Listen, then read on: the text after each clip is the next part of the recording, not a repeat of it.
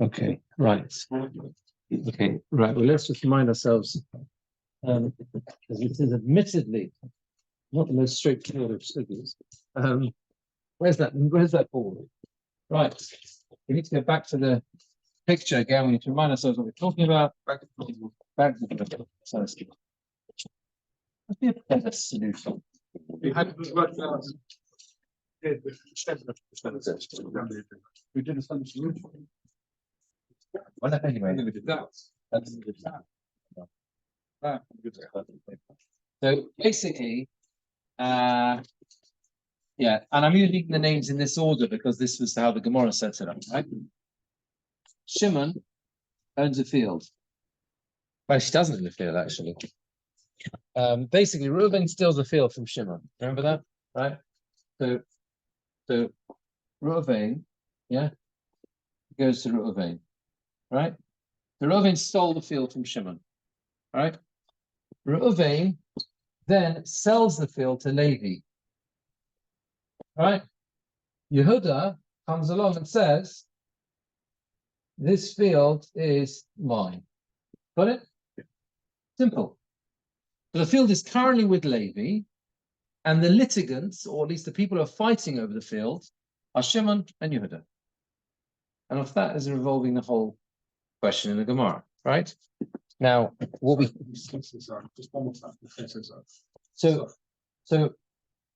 okay, the facts as we know them are as follows: Reuven stole a field from Shimon. Okay. Well, no, I think we know that he stole a field from Shimon. No, we discussed this last time. I mean, if we don't know that, then no, we don't know if Reuven stole the field from Shimon. The case is not even a case. Why not? Because then it's Shimon's field. No, not necessarily, because Shimon might not be the real owner. In other words, you can take a field from someone. I could steal your field. Yeah. And remember, the field's not moving anyway, yeah? You know that. The field's not moving anywhere, right? He's not literally uprooting the field. What? Pardon? Yeah, correct. Well, no, not so. Hold on a minute. When you say invalid, you've got to be a bit careful about that. When you say invalid, what do you mean? You say the sale is invalid. What does that mean? Maybe yes, maybe no. I mean, that's part of the discussion of the Gemara is around that, because the question is, can you steal land or not? Whatever. The point is that we do know that Reuven took something from Shimon. I don't think that's debatable. The question is, was Shimon the rightful owner or not? Shimon claims he is, and Yehuda comes along and says, actually, that field was really mine, and it wasn't Shimon's, it was really mine, my field, right? Now, Levi, meanwhile, has bought it from Reuven. And he's in the field. Levi's currently living in the field. Levi's the only one who's got. Levi's sitting in the field at the moment. Well, no. He is. He's not. If it's proved. Levi is sitting in the field. That's clear. If it can be proven that Shimon was not the original owner, then Levi's ownership is nothing. Surely. Well. Since we know that Reuven is a thief, it's clear that Levi, one way or another, is in stolen property. Because we know Reuven is a. Doesn't have business about it. No. That doesn't come into it. Yeah. Okay. Yeah. So we know that with that much we know. We know that Reuven is shouldn't be there. Sorry, Levi shouldn't be there, right? However, so therefore, okay, so this is right. But the point is that therefore there's this dispute going on between Yehuda and Shimon. And the main point of the Gemara, when we're discussing Eidos, the main point of the sugya was to tell us that Shimon is not allowed to testify on Levi's behalf. What sort of things might he do to testify on Levi's behalf? Anything to knock out Yehuda. So he might come along with another witness, and together they will testify that Yehuda's document is forged, or that the whole thing about Yehuda must be a lie, Yehuda must be making it up, it never happened, whatever. All sorts of things could transpire. Yeah? All sorts of things could transpire. Because he stands to lose. Right. Why is it that he can't testify? And the answer is because if Yehuda gets it, he stands to lose. And therefore he is Nogea Badov, right? Why does he stand to lose? Simply because Yehuda is a tough guy and Levi is not a tough guy. No, Levi. Levi's not a tough guy. So he wants to keep it with Levi because then he can go back to Levi afterwards. After he's knocked out Yehuda, he'll come along and say, actually, this field is mine. Okay? And that was the scenario as we set it up.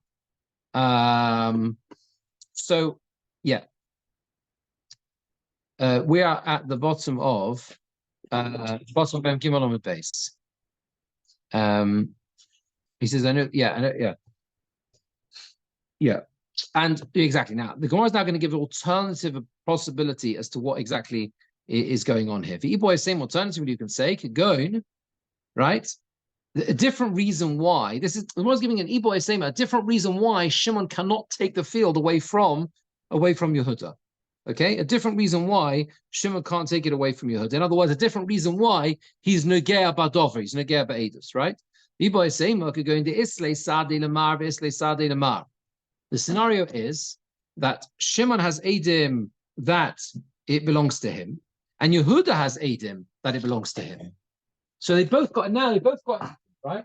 There's Edim for Yehuda, and there's Edim standing behind Shimon. It's the Edim. You see them? Right. They've each got separate Edim supporting their case. Now, what happens when you've got 2 against 2? Omer Rabbanon, the Rabbanon said, "Hey, Ara Heichad Kaimoteku." In a case where you can't resolve it because I've got as strong evidence as you have, the halacha is that the land stays wherever it is.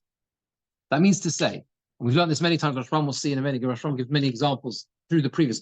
Rashbam does quite a tour here of the previous sugyas where this has come up on a number of occasions. The most classic one is called the Alim Gvar, right? Where you've got it's an unresolvable stalemate. Do you remember we learned that, right? So whoever stronger wins, and there's a debate. Does that mean literally they fight it out? Or it means with Edim, right? But part of that sugya was that where I've got Edim and you have Edim, the land stays. Chazal said, right? Wherever it is now, that's where it stays. You know, you don't. If your proof is as good as mine, then it stays where it is. Okay, it stays where it is, right? Right. Of what? Chronology. Who was first? Yeah, well, there is in the sense that, yeah, there is, because if I've got it now, no. If I've got it now, that's where it stays. Not what we don't know really what transpired first. We don't know. We've just got 2 against 2. That's all. The first of Adam predate the second set. It doesn't make a difference. No, I don't think it makes a difference. No, because 2 Adam is like 100. It makes no difference. Yeah. 2, they don't anyway, and these Adam haven't actually done anything yet. We just know, we're just aware of them. So the principle is like this. Okay, it's as follows. And this Rosh is going to spell this out at great length, but I'll just tell you bekitza how this works. Again, all we're trying to address is to create a scenario where Shimon is not allowed to testify, yes, to knock out Yehuda, because he's Nogea Badover, because he stands to gain. That's the whole setup that we were discussing, right? He stands to gain, right? Here, how does he stand to gain? Because if the land stays with Levi, that means to say he knocks out Yehuda. Okay, if he knocks out Yehuda, remember, it's very clear. It's only 2 against 2 on the land. I have 2 Edim, the land is mine, and you have 2 Edim, the land is yours, right? But separately, if Shimon comes along with another aid and destroys Yehuda's claim to the land, let's say he destroys Yehuda's star or whatever, okay? You understand? Yeah? Then he is in a good position, because now he can come along with his 2 Edim and take the land away from Levi. And then the Chachomim will say, right, wherever the land is, that's where it stays. And it's now going to be with Shimon. The land's going to be with Shimon. So he's going to say, great, I'm home and dry. That's if he manages. If he manages to do something, Yehuda's coming along with a claim. Okay? Once Yehuda gets the land, yeah? If Yehuda gets the land, right? So in other words, it goes away from Levi and it goes down to Yehuda like this, right? So now, Shimon has a problem. Why? Because it's now 2 against, yes, it's 2 against 2. I've got 2 Edim, the land's mine. You've got 2 Edim, the land is yours. And what were we going to say? Ara heichad kaima ara tekem. We're stuck. The Beis Din will say, we can't resolve this debate. And therefore, it stays where it is with you, Yehuda. So it's in Shimon's interests to do all he can to stop this happening. What he wants to do, what he wants to do is he wants to ensure that the land stays with Levi. Why?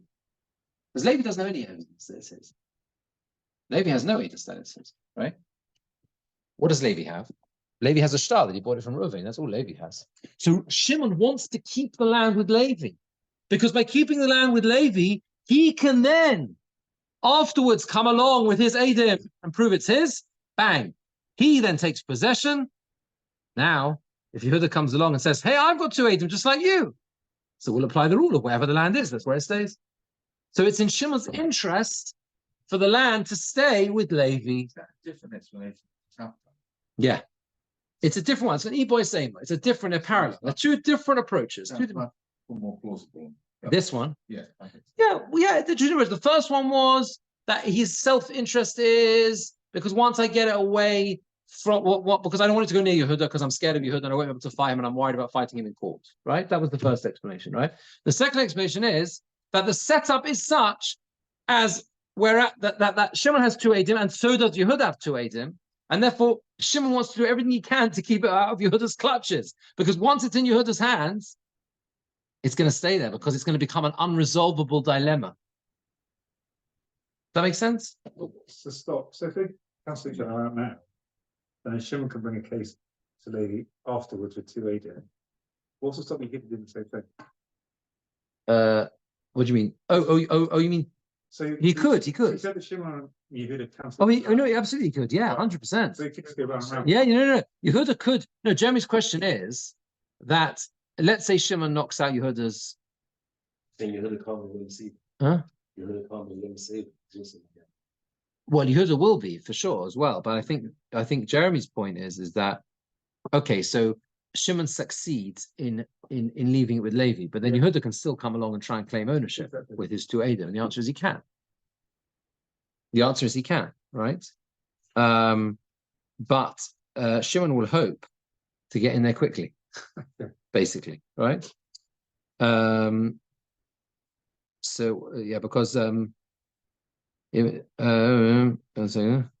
Reuven is out of the picture completely.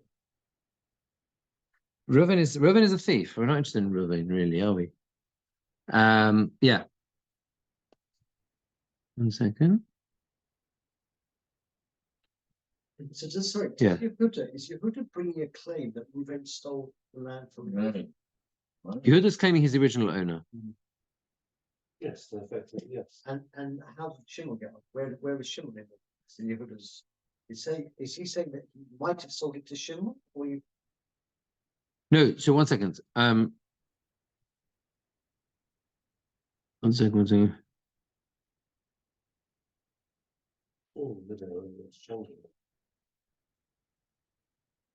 I mean, basically, or was that Shimon Yehuda interchangeable? No, okay, the Rashbam really goes through this, but basically, Shimon's approach here is to disqualify Yehuda. So obviously, if he manages to succeed, if Shimon comes along with another aid and disqualifies Yehuda's Eidim, then Yehuda's out of the picture anyway. But even if he doesn't, okay, that means to say, even if, let's say, for whatever reason, Yehuda's still, Eidim are still kosher, right? Once Shimon has got the land, he's home and dry, because it will be 2 against 2, and we'll say wherever the land is, that's where it should stay. So he wants to do anything he can to keep it away from Yehuda. That's the point. He doesn't want to get, the worst thing for Shimon is to be in a situation where there's someone else with the same level of claim as me. I have 2 Eidim, he has 2 Eidim. And he takes the land and takes possession and sits in the land. Because now I'm stuck. Because now I can't get it away. I don't have any way of taking it from him. 3 very steps there. Yeah. Same level of witnesses. What do you mean by that? And then No, 2 against 2. Same level as in I have 2, you have 2. Okay, and then takes possession. How does he do that? Where does he get that from? Well, who does? Shimon. Yehuda. You said Yehuda take possession. If Yehuda, no, Yehuda will take possession through his Eidim. He's come along. Remember, Levi's got no Eidim. Shimon paid him. Absolutely, but once Yehuda's got it, so then how do we stop you getting it? Shimon's the rightful owner. That's the point. The point, we don't know who the rightful owner is. We have no idea, right? Shimon is in. We have no idea. Shimon is interested in making sure that it doesn't go to Yehuda. That's all he wants to do, right? Beis Din have no idea who really owns it. All we know is that Shimon has 2 Eidim and so does Yehuda. What are we going to do? How are we going to resolve it? The answer: we can't resolve it. All we can do is say that in the event that one of you take possession, we're stuck. That's it. We can't do anything else. We'll leave it with you. We're not working with the presumption that Shimon was the right. Correct. We do not know. We're not working. We don't know. We don't know. Yeah, we don't know. I mean, the sugya is set up in such a way that we're sort of on Shimon's side. But that's just because that's true. But that's only because what the sugya is interested in doing is finding a scenario where Shimon is not allowed to testify because he has self-interest. So therefore, that's why the Gemora is set up in such a way is that Shimon really is the one to gain it, and we would like Shimon really we'd like to support, but we can't because he's not allowed to be made because he's Negeh Be'edus. Don't we have an Indian? I think maybe after the last thing, but I've only got one time you have two Aiden, but you're one of the Aiden. We do that. If what? If you say there were two witnesses and you're one of the witnesses. Yeah. Was that? That's right. That you can't. That's what you can't do. No, I'm saying in this case you can't do. But yeah, we do have a case in Chazal where they say that you're one of the witnesses and you can testify because even though you're Negeh, you can do it. When you're allowed to be tested even if you're Negeh. You're one of the two witnesses. I can't recall offhand. The only thing that's a psul natus if you're Negeh though. Yeah, I mean, there's a whole interesting discussion as to why a korov is possible. You know, like for kiddushin, yeah. So relative can't be an aid, right? So what exactly is the psul, right? Is it because it's like being made about yourself? You know, there's like, you know what I mean? It's like because you're a korov. There's Negeh, but there's a whole question as to what exactly the psul is. I think. Right. Let's see this long Rashbam, bottom of the page. Riboy say more. For this reason, Shimon can't take away from Yehuda. Kegoin. For example, a scenario is De'esle Sadi l'Shimon Shasada Shelo. You got it? There are witnesses. You see it? It's the last one. De'esle Sadi l'Shimon Shasada Shelo. There are witnesses to Shimon that the field belongs to him. De'esle Sadi l'Yehuda Shemachishun le'elu. And there are witnesses to Yehuda who contradict these. V'omrim, and they say Shasada Shel Yehuda. They say the field belongs to Yehuda. V'omer Rabbanon, and the Rabbanon said, V'chol Sofik Din Karka. Wherever there's a Sofik Din on land, and that's very important because it's going to be different with movable items. That's going to be the difference in the narration of the Sefer. One of them.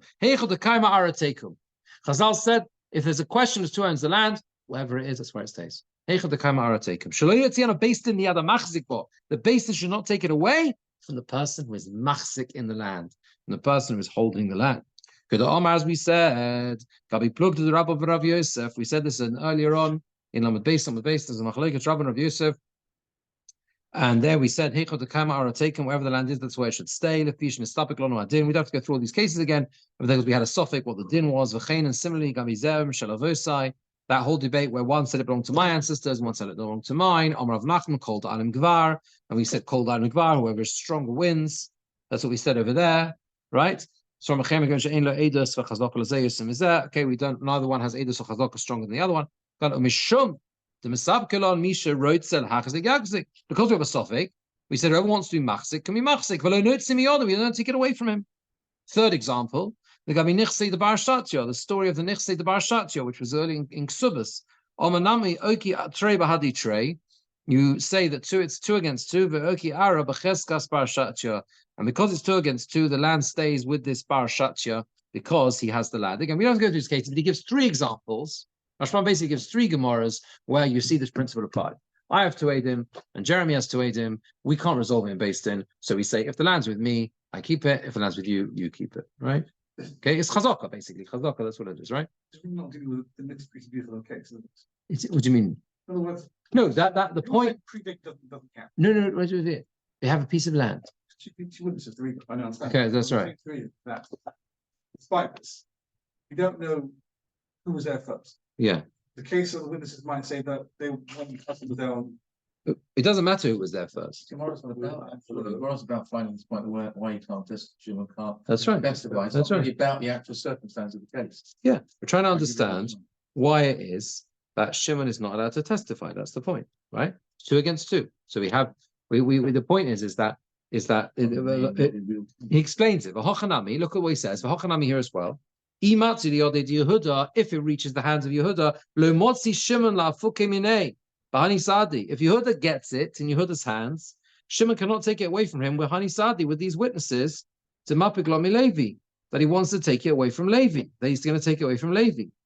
The Kivon, that's the problem. You understand? The problem is once it gets to Yehuda's hands, he won't be able to get it away from him. The Kivon de Minadin, Kimno Bahadi Yehud, Biad Yehuda, because since Minadin, we have given it to Yehuda, because it definitely doesn't belong to Levi. That is clear. We know it doesn't belong to Levi. So if Yehuda succeeds in getting it away from Levi, it means that we've put Yehuda in the land, minadin, entitled. Hara Yehuda muchzak, because Yehuda is going to become muchzak, bang. And once he slots into the position of muchzak, okay, we're stuck. Shimon stuck. And it will never leave him again. And it's not comparable to that which we said earlier on in the parak. But after that, he brought witnesses that it belonged to his ancestors. That was this case over there, where there was someone who brought Adim, and then he brought Adim, Adim, really it belongs to my parent, my ancestors. Rav Nachman says there, we put him in the land, we'll take him out again, because the other guy has got Adim, that it belongs to his ancestors. There was also 2 against 2. But even so, when we gave it to one of them based on his witnesses, and then we remove him when the other guy brings his own Eidim. There was different. There was the reason was they both came together to judgment. And the 2 Bali Din had witnesses, and they came to court together. They should never have done it. It was a mistake. It was a mistaken ruling. They should never have given it to one above the other, because 2 against 2. What we should have said was, whoever is stronger wins. And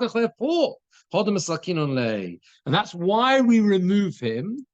And they will be as they were originally supposed to be, but called Alim Gvar, and whoever's stronger wins, the Shalokadin or Idul, because incorrectly they put one of them in the land. And that's why when the other guy comes along, and that's why when he brings witnesses, we say to him, here you go, you can keep it. So Rashbam is really a bit in brackets, because he's just quoting this Gemora, which would seemingly be a contradiction to what we are saying here, right? We are saying here. And the Gemara says it, but the Rashbam says it's not. Rav Nachman, the story there was I said to my answers, you said it's yours. This one brings Eidim that it's his, and this one and he's had Shnei years Chazaka, and the other one brings Eidim that it's been he's eaten it for the 3 years of Chazaka. And Rav Nachman says they cancel out, and you leave the land in the chazaka of the person whose ancestors it was. That was the story. That is the story. And then we said that the one who lost out then subsequently bought Eidim that belongs to his ancestors. And then Mamish was saying, we've each got Eidim chazaka, and we've each got Eidim that it belonged to ancestors. So it's really equal, okay? It's really equal. And then Rav Nachman gives us a surprising psak. He says, we put him in the land, the guy who originally we thought had both, their fathers and the wit, right? His ancestry and also the Eiti Chazaka. And we're going to take him out again. So that's Rashbam's question here. Why do we do that? We just said that once you got it, we keep it to you. The answer is because it was a mistake. We should never have given it to him. Why? Because we both turned up in court with witnesses. I had Eidim and you had Eidim. So you shouldn't have got it. It should have been called out in Gemara. It should have been whoever's stronger wins. We'll fight it out. But we didn't do that. And therefore, that is why we remove him. We remove him. That's what he's saying. Even though we did it because he had witnesses that it belonged to his ancestors. Well, that's the basis of admitting he made a mistake. Well, that was the whole sugya, actually. Yeah. The whole sugya was, are we worried about, Rav Nachman said, we put him in, we take him out. Remember? Yeah. And we're not worried about the cost, the PR costs to Beis Din. Doesn't look good at all.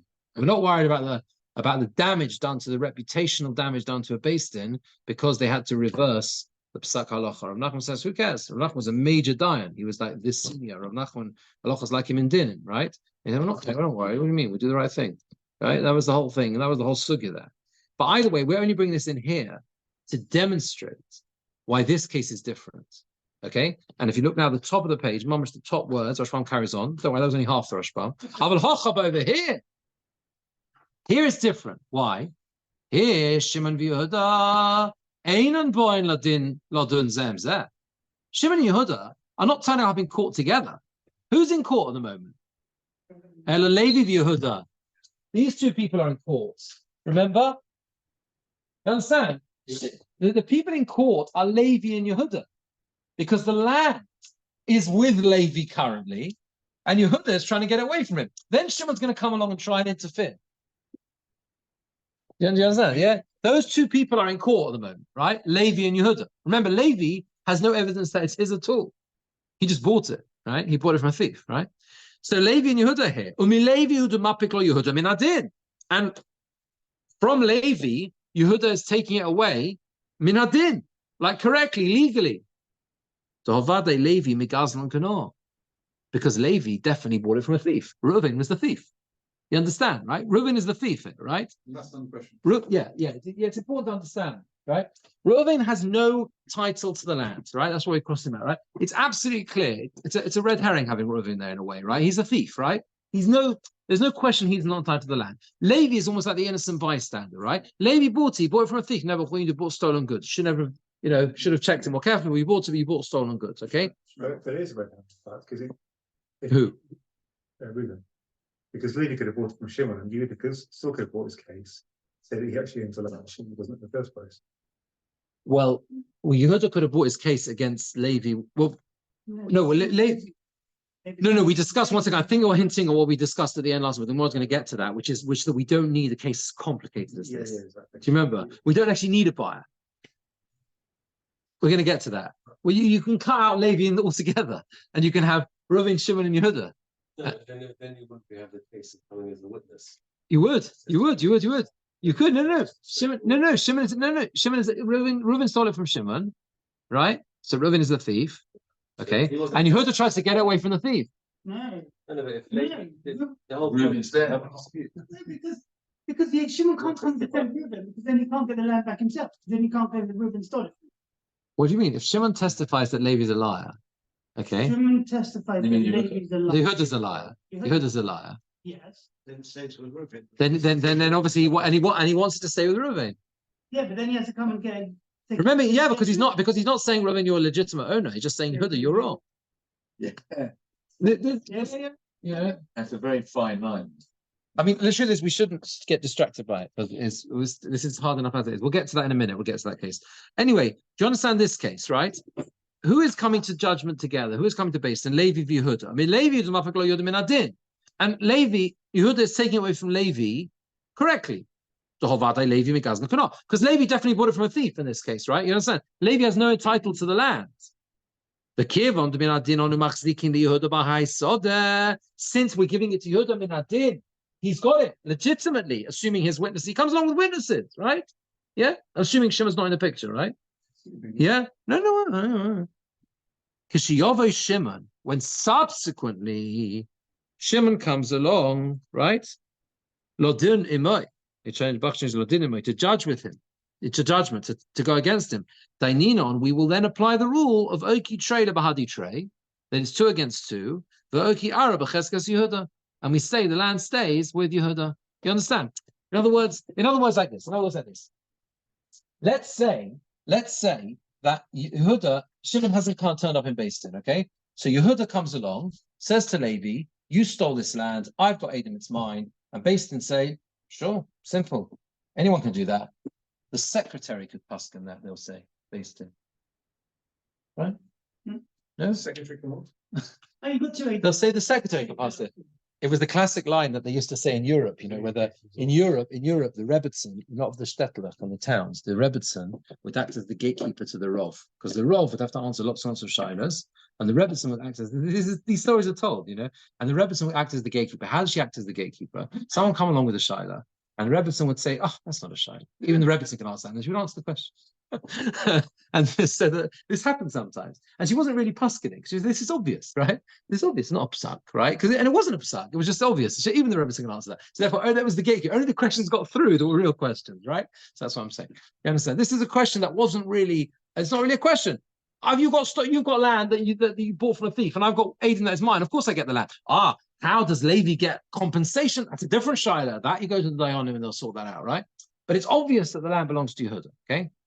Now, once Beis Din have given the land to Yehuda, if Shimon the next day knocks on Beis Din's door and say, hey, I've got Eidim, so Beis Din are going to say, thank you very much. That's great. But the land is now with Yehuda. And two Eidim, Trei Kameya, 2 witnesses are like 100. So you've got 100 witnesses. He's got 100 witnesses. How are we going to solve the case? We'll leave it with Yehuda. Right? So that's why Shimon wants to do everything he can to ensure that the chronology is not like this. He doesn't want the story to be stolen goods with Levi, Yehuda takes them away, and then I turn up. He wants to make sure that he turns up before Yehuda gets them. Simple as that. Look what he says. Therefore, Ein Meid Lo Shimon Levi. Now, first narrow line. That is why Shimon is not allowed to testify for Levi. Im Yodea Shum Eidos Shaposel Eidav Shel Yehuda. If he knows any testimony that disqualifies the witnesses of Yehuda. Or he testifies, he and someone else,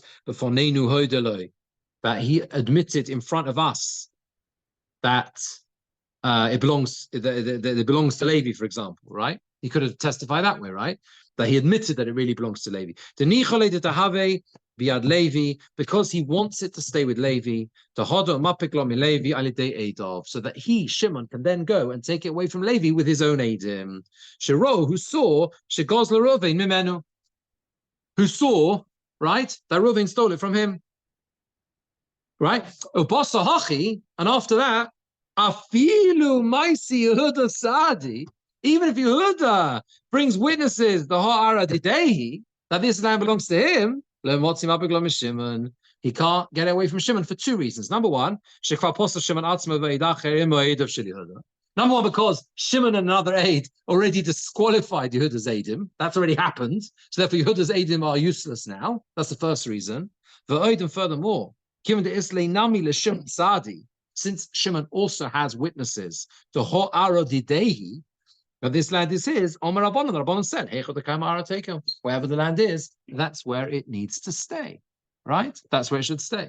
So in other words, what we're saying is like this, assuming that the narrative now, because this was the narrative originally, we said this is where Shimon's going to come completely unstuck. If Yehuda gets the land, he can never get it away from him. So that's not, okay. So what Shimon does is like this, okay?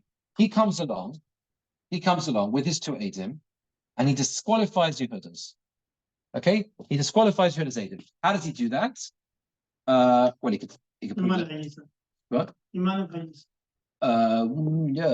Yeah, could be.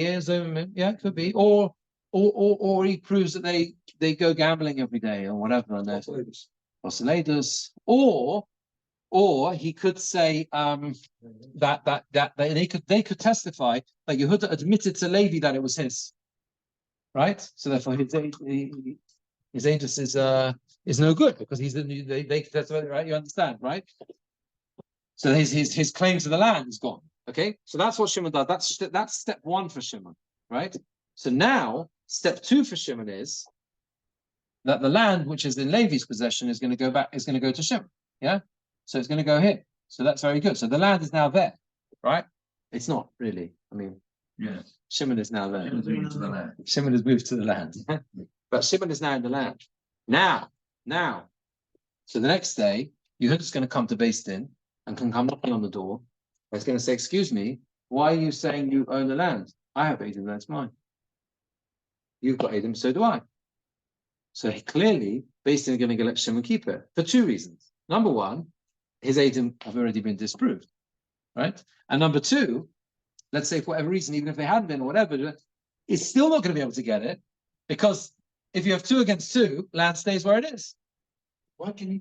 Sorry, I know. So why can he Shimon being disqualified the Eidim? You don't need it. The fact that Shimon's got possession, that's How's he going to get possession? because he's come first. How does he come first? When he's come He's first? come to Levi. No, he hasn't. First, Yehuda's there. Remember that? He's gone to Beis Din. Yeah. Remember in court on Monday. He goes first. In court on Monday is Yehuda and Levi. Right. So Okay. So Shimon's got a major problem. And that's why he has to do it in 2 stages. The first thing he has to do is turn up in Beis Din on Monday morning and disqualify Yehuda's Eidim. Right? That's it. Done. Okay, otherwise he's finished, because otherwise Yehuda's going to get the land. Okay, come Thursday, the next time based in sit, for example, right? Thursday morning. They do special hearings for based in. Yeah, look, the classic days for based, they do. No, the classic days based in sit always was Monday, Thursday. In reality, based in sit every day of the week, whenever, whatever. But they have certain days they do different things. It doesn't matter, right? Every basin is different. London based in Dinei Terry on a Wednesday. Say that. Okay, every basin operates differently. Not always, generally, that's how it is, almost always. Right? Now, Gittin is Monday, Thursday, different days, Tuesdays, Geras, they do different things. But the point is that this is how it works, right? Monday, Shimon turns up in based in with the aim, with another aid to disqualify Yehuda. Thursday, he'll come along and bring his own aidim to say that it's his. Come, yeah, and what based in going to do? Well, we forgot about Yehuda's irrelevant because we've thrown him out already. So therefore, it's only Shimon is coming along with his aidim. So we're going to give the land 1 second. 1 second. We're going to give the land to Shimon, right? Come Monday morning, who turns up in based in again? Yehuda. He's going to have another shot. He's going to have another shot. He's going to have another go. But he's had his witnesses disqualified. Exactly, that's what Ram says. He says, number one, he has witnesses disqualified, therefore he won't get it. And number two, even let's say those witnesses aren't disqualified, they're still going to stay with Shimon because he's there now. He's machzik. Shimon, how does Shimon necessarily disqualify Yehuda's? Why doesn't it work the other way around? Why is Yehuda's witnesses less believable, if you tell me? What's okay? The Gemora is bringing in another. I'll tell you what. It's a very good question. Shimon has two Adim that it belongs to him. Yeah. The land. And Yehuda has two Adim belongs to him. Yeah. So on that plane, it's 2 against 2. But there's a separate thing that Shimon can do that is unrelated to that argument. That's an unresolvable argument. But I, Shimon, can come along with my friend Joe, right? And turn up in Beis Din and prove that your Adim are disqualified. And then it's not 2 against 2. Doesn't need to have 2 Adims. Yeah, you always need 2 Adim, but you can disqualify someone's Adim separately, like Martin said. In Mono Yisem.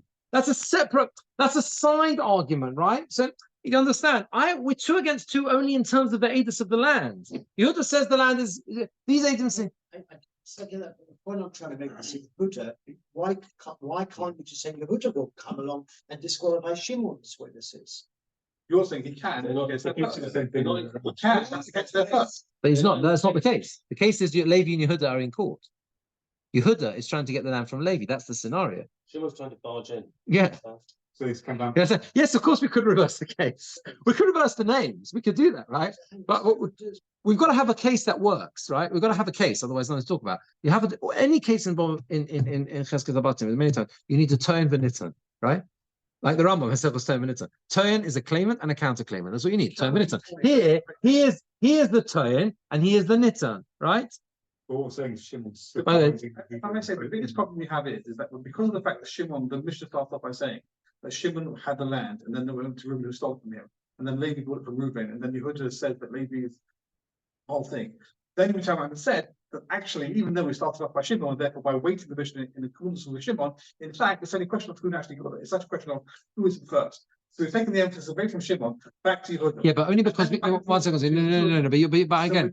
No, because you simplify it. You can simplify. We don't need to talk. We're only interested in Shimon afterwards. The case as it appears in front of Beis Din is this case. That is the case that appears in front of Beis Din. Okay, you have land that is sitting with Levi, and Yehuda tries to get it away. We know that. Levi bought it from a thief. That's a fact. We're just aware of that. Right. But we don't know for sure where the thief got it from. But then on Monday morning, Yehuda turns up and says, I'll tell you who got it from. Me. I've got my witnesses to say, prove it's mine. And that's what Shimon does. Then Shimon comes up in Beis Din and says, those witnesses that you have are gone. They all turn up together. There's one big fist fight outside Beis Din, and they all said, no, they're in Beis Din. They're all together. They all turn up together and They're say, in Beis Din. Yeah, but Shimon is a side picture. Shimon comes in with an attack. Which he does not respect. Yes. Yeah, and he knocks out those Adim. I'm saying, supposing Shimon comes along, he can't knock out the 18. Why wouldn't? Well, then he won't get it. No. Then Yehuda will get it. Well, will he get it? Why not? Because if Shimon has got 2 witnesses to say the land was originally mine, Yehuda's got 2 witnesses to say the land was originally mine. Levi, you bought it from Reuven, but actually it was never Reuven's to sell it, then what happens then? Ah, very good. Levi has got Very the good. land. Very good. Shimon and Yehuda are equivalent in terms of their witness. So then maybe, No one's well, no, disqualified. no, that's fine. I'm saying exactly what you're saying, Jeremy. But then you would apply perhaps the rule of Kol Da'alim Gvar, two against two, whoever stronger wins. Shimon doesn't want to get into that. Think about it. If you were Shimon, right, and you have he wants the land. That's why he doesn't want to do this. Shimon has a choice when he comes to Beis Din, right? He can open his mouth and say, I have two eidim that this land is mine. Or he can open his mouth and say, me and my friend Joe, know that these two witnesses are lying. That's a much better thing for him to say. Because then the land is going to stay with Levi and he'll turn up on Thursday and nab it. Whereas if he turns up in Beis Din and says, hey, I've got two witnesses that's mine. Yehuda says it's his and I'm saying it's mine. So basically, I'm going to say, thank you very much. You've done us a real favor. You've given us a headache on a Monday morning because what are we going to do with the land? We can't give it to you. We can't give it to you. What are we going to do? Kol Da'alim Gvar, however that's going to work.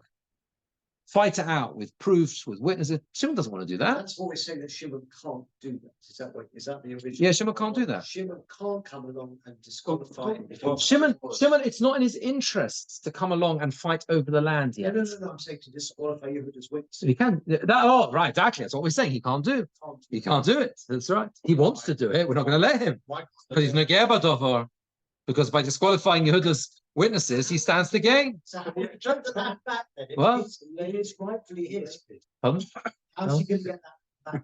How's he going to get back? You can't disqualify. He is not allowed to come along and testify on behalf of Levi because he stands to gain. That's what he's not allowed to do. So who is actually going to get the land? You ask me who is going to take the land? Well, you likely Yehuda now. So how can Shimon? Then he's going to have a fight with Yehuda. What can Shimon do? No, because you can have a scenario where he's able to disprove Yehuda. That can be done. Kol Da'alim Gvar or whatever. The Chazal said, if we're equal, so you've got two witnesses, I've got two witnesses, we'll leave the land wherever it is, B'chazaka, right? Whoever's got it now, he keeps the land. But yeah, no, it's not Levi, because either way, it's definitely not Levi. It's either Yehuda or Shimon, right? So if Yehuda ends up getting it, yes, then Shimon has got a problem. What can Shimon do? Well, yeah, it's a straightforward court case between Shimon and Yehuda. Yeah, except that if is they're evenly balanced. Yeah, so someone will have to work it out. Someone's lying at some point. You see, obviously, Shimon is not going to be allowed to testify in Beis Din that Yehuda's witnesses are false. If Yehuda's in the land, it's a kal v'chomer. If he can't do it when it's with Levi, obviously he's not going to do it with Yehuda. And I'm definitely going to get Badova, right? If you've got that, let's say it's gone to Yehuda, right? Yehuda won, right? It's in Yehuda's hand. Obviously, Shimon's not going to be able to come along with Joe and say, "Excuse me, the two of us say that your witness is apostle." Obviously not, because I'm going to get Badova, right? But maybe Shimon could bring two other agents. That's the question I'm going to ask. Yeah. Why not? Bring two witnesses to disqualify. Why not? Why not? That would be the way through. Maybe, but that's much harder to do, isn't it? Because you've got to find out, you start bribery or whatever. It's going to be much harder to do that. But you see why Shimon, he doesn't have these witnesses growing on trees. Sorry for Shimon. I'm sorry, yeah. Joe brings along, Shimon brings along Joe. Yes. So then what's the problem? But he can't do that because he's Negeh. Joe's not. Yeah, but you need both of them not to be Negeh. You need two witnesses, not Negeh. Shimon is Negeh. That's right. And you need two. That's right. Yeah, Joe's not a problem, but Shimon is. That's why he can't testify. And that's the whole point of the sugya. Now the Gemora asks Shimon Rav Sheshes, and the Gemara asks, according to Rav Sheshes, we're still halfway through the Rashbam, but he's introducing the next question of the Gemara, where the two dots are. Can you see it?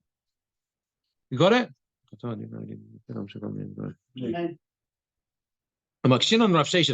we got to Jeremy's question. He fitted it in, that Jeremy. He fitted it in with Lekech min Gazlan. Someone who bought from a Gazlan. Right? That the Nigzal is not allowed to testify for the buyer, which is what we said. The Nigzal is Shimon, right?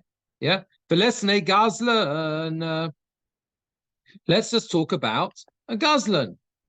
Why do we have to talk about, right? About a buyer at all? If it's true, as Rav Sheshes explains, that the Brisa is talking about is to be explained as Roshashis explains it. Why does he have to force himself to say that he sold the house, Gazlan, the thief, sold the house to the buyer? We could have explained the same din with the thief himself, without any sale. D also Yehuda. If Yehuda comes along with Kumaro, Lady Gazlan, Ruvain, he comes along and he complains about the thief, that Ruvain the thief, right? In other words, Ruvain wants to take it directly from Ruvain. Ein made lo Shimon anigzal aleh. Shimon, the one who was stolen from, cannot testify on Ruvain's behalf. Mishum Dovin Negeh Be'edus, because he stands to gain. Could appear, as we explained, the Hochi Hava Leila Mesnei B'Braisa, and this is what it should have said in the Braisa. Ton Rabbanon should have said Ton Rabbanon. Gozelo bias, Gozelo soda. You steal a house, you steal a field. Ein made lo aleh. The person who was stolen from can't testify on behalf of the thief. Because the nigzal that stands to gain from the thief by staying with the thief, because he can then go back and claim, hey, you stole it from me. In other words, very simple. The Gemara's question is, we don't need Levi.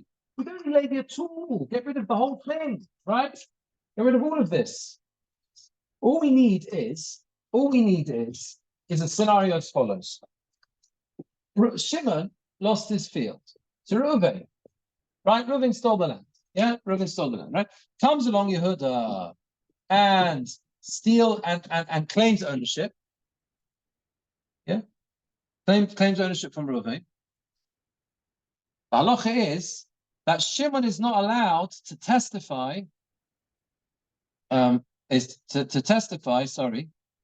Yeah, that's right. Against Yehuda to cross out Yehuda. Why? Because he's stands to gain. Yeah, because he stands to gain. Because if the land stays with Reuven the thief, the next day he can bring his witnesses against he'll bring against Reuven, and he'll get the land. You don't. But it means that he's Noger Beidus. No, he's Noger Beidus. He is Noger Beidus. Think about it. What does Noger mean? Noger Beidus means we do not let someone get up in court and testify or be party to a case or anything else if he stands to materially gain from giving that evidence. He's not independent, right? He's not an independent witness. Reuven, clearly Shimon is not an independent witness, because if Yehuda gets it, if Yehuda succeeds, then Shimon loses his claim. He hasn't got a claim against Reuven, or has he? Well, he thinks he does. Maybe it's not claiming against. Remember, he's the nixal, okay? Shimon, yeah. What do you mean you don't know that? What do you mean? Shimon on Tuesday is going to take Reuven to court for stealing. Who's in court today? So today, Monday, Reuven. Okay, right. To Aiden says you had to your Aiden. Okay, so what are you going to do? Okay, and I'm going to testify. Yeah. And so Monday should all go through in the field stage of the Reuven. Yeah. The Xeron Shimon should be that tomorrow he can't come and claim against Reuven. Not that he can't come on Monday and claim against Yehuda. Well, that's the same thing, isn't it? Is it? What you're trying to say is let Shimon get up in court on Monday, but then we'll stop him on Tuesday. Yeah, because on Tuesday he. I think that's the same thing. Comes different because today. Right. And if Shimon's not allowed to come, if Shimon is allowed to come, then actually the other way around. Then the field will go to Yehuda because Shimon's not allowed to be made. But tomorrow Shimon can't come along and claim against Reuven. But we said previously that you can launch any case you want. The only point is about the Aegis in the Shimon and Yehuda case. That's the main point. And then you can launch any lawsuit that you want afterwards with the back end. So you can say that the whole thing doesn't matter because it's not a question of Aegis, it's just straight up and down and claiming this as mine. Is he? Yeah. I mean, no. Well, Jeremy, go on. We'll say again what you're trying to say. So Shimon and Yehuda, the issue there is the Aegis. Yeah. So he's got something to gain, so he can't be an Aegis in that case. Well, I think that's the previous thing was that after you've got the Aegis out of the way, there's a direct claim between Shimon and Reuven. Yes. Which there's no reason why you can't do that at any point. You can launch a serious claim. So that's why he's allowed to do not the one. Yeah, but I think Martin's question is that really we don't know what Shimon's going to do next. So therefore we should allow Shimon to get up in Beis Din and say what he wants. And then we should stop him the next day claiming ownership. But I think the setup is such that we're saying we know that he's an exile. Yeah. That's the point. We've created a case where we know that he is the one who's going to make that claim on Tuesday. So that's why we're stopping him on Monday, because we know he's, In other words, I think technically you're right.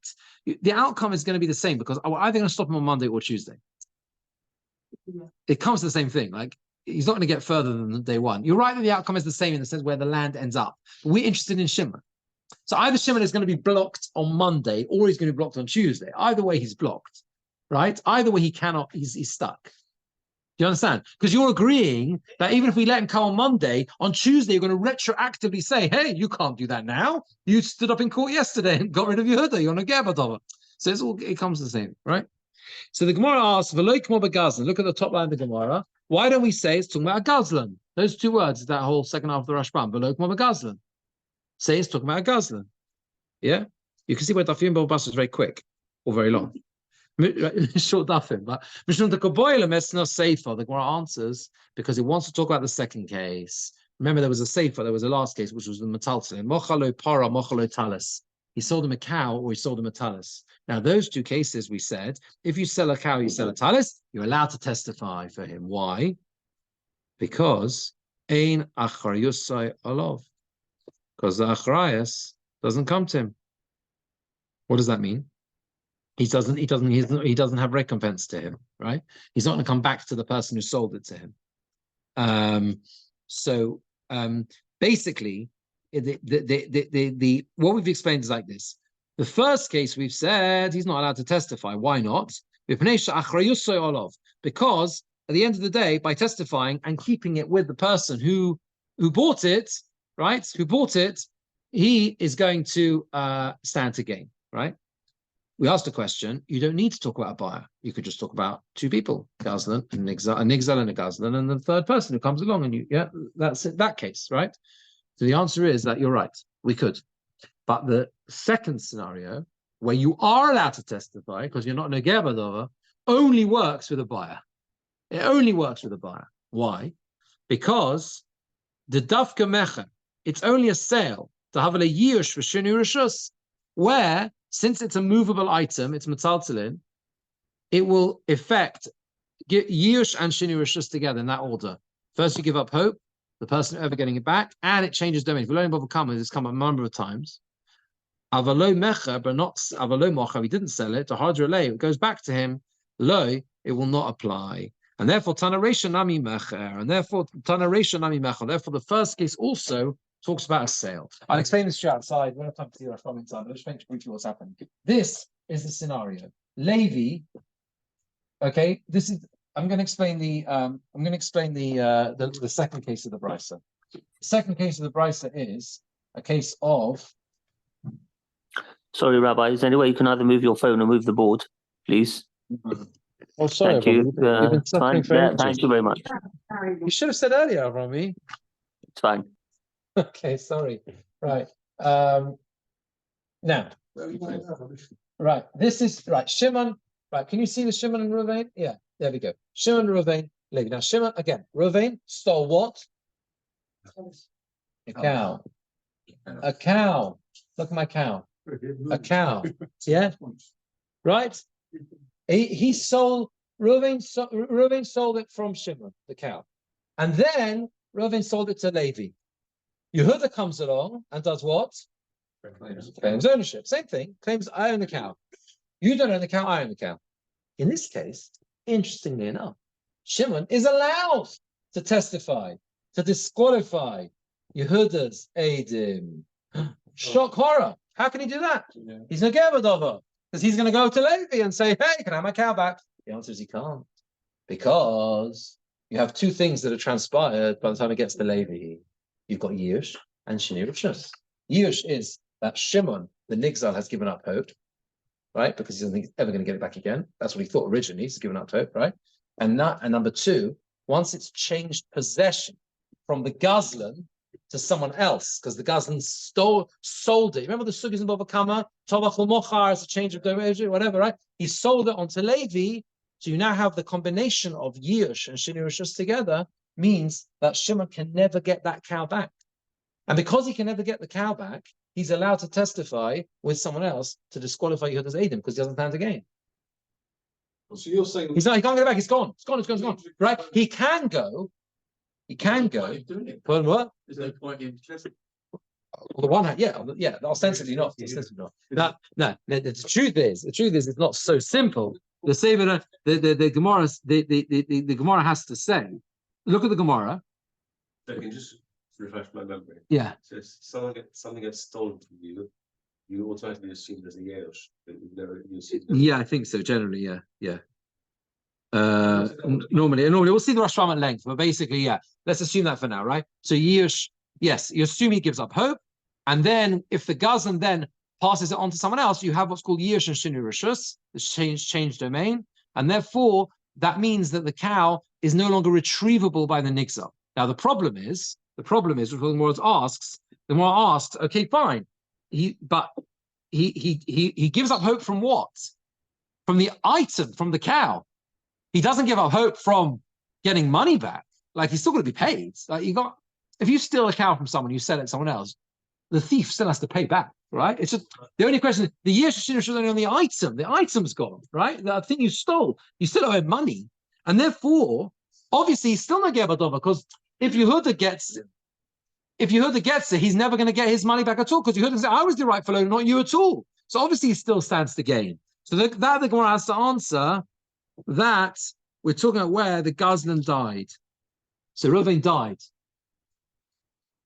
Now, if Reuven died, no, then he can't get anything back. He can't get the cow back because Yush and Shini Rishus, so the cow is no longer retrievable, the item. You're going to say you're going to get money? No, the Mishnah says in the last parak of Overcomer, Hagozel Machles Bonov, basically they're potter from paying. If you steal something, stolen goods are left in the hands of Reuven's children, it's not retrievable. They don't have to pay back the stolen goods to their father. Yeah, and that's it. One second. Let's make sure everyone understands that. So that basically is what the Gemara says, and that is why the first case in the Brisa had to talk about a case of a sale, not because it didn't need to. For the Reisha, it could have just said a simple case of 3 people, but for the Sefer, it only works to understand why he is not Nogea B'Davar if a sale took place. You understand? Yeah, the Sefer is metaltalin. The Reisha is land. Yeah. Why doesn't this apply to land? The same thing. Because Karka and Exelis. No, Karka and Exelis. Karka doesn't change land. It doesn't change land. And therefore, yeah, you don't. It's never been year because the whole point of year is you don't know where it is anymore. The land hasn't moved. That's right, and that's what we call Karka Einon Exelis. It's Einon Exelis. I can steal land in the sense I can use the land, but it's not Nigzalis. It doesn't change hands in that way. So we'll come to Mitzvah. Next time we'll go through the Rosh Hashanah in detail. Shimon, yes, he did give up hope. Yeah, this case. No, this case. Not in the land. I don't think so. We'll see in the Rosh Hashanah. We'll see. So how do you give up the land? Yeah.